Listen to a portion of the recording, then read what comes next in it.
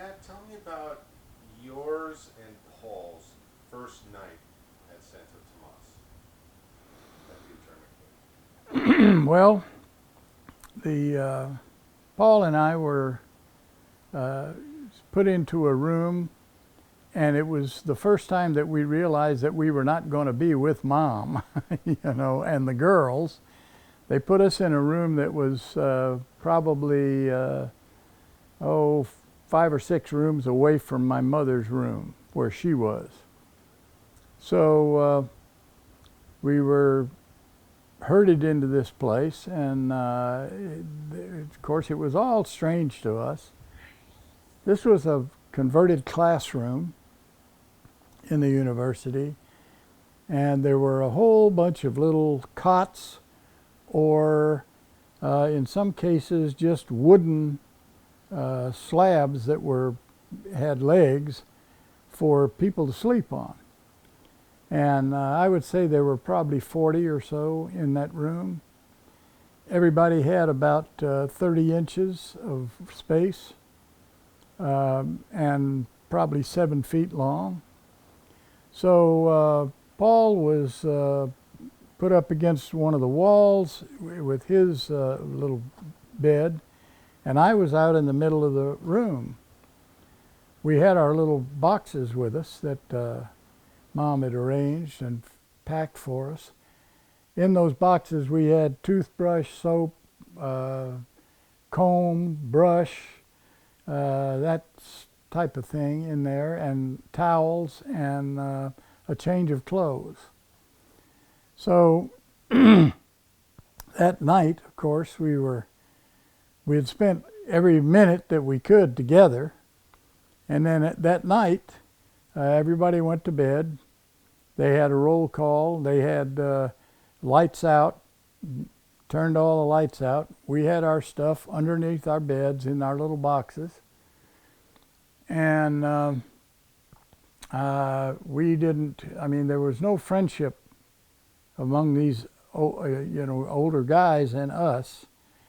We were sort of scowled at and stuff because we were kids and they were adults. But anyway, we went to bed, and in the morning when we got up, I reached under my cot to get my stuff and opened my box, and the toothbrush was gone, the soap was gone, the toothpaste was gone, the clothes were gone, and all I had in there was like a hand towel.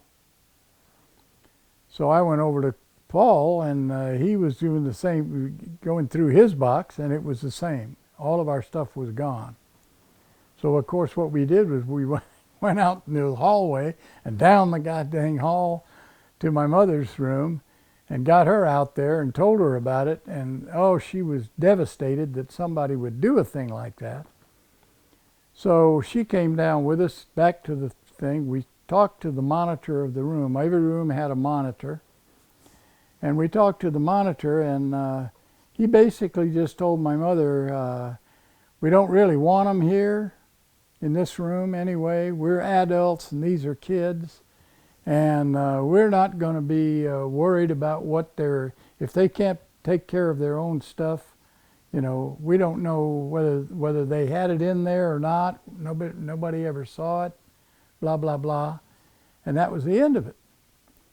So my mother went down then to the headquarters people and asked them, what could she do about that?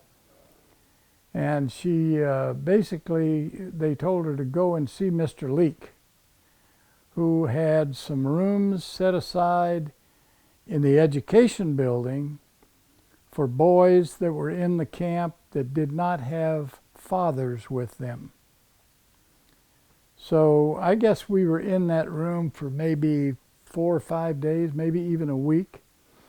But then finally we had made contact with Mr. Leake, and Paul and I were allowed to go to the education building. So we were in a building away from Mom and the girls, but we were in a protected sort of area because they were in that in those rooms of Mr. Leake, there were about 25 or 30 boys that were, our age, sort of.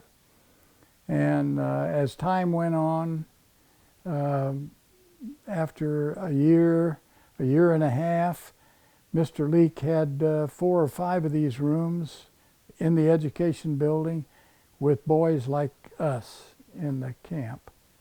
And that was a protected sort of area for us, and it was a good idea.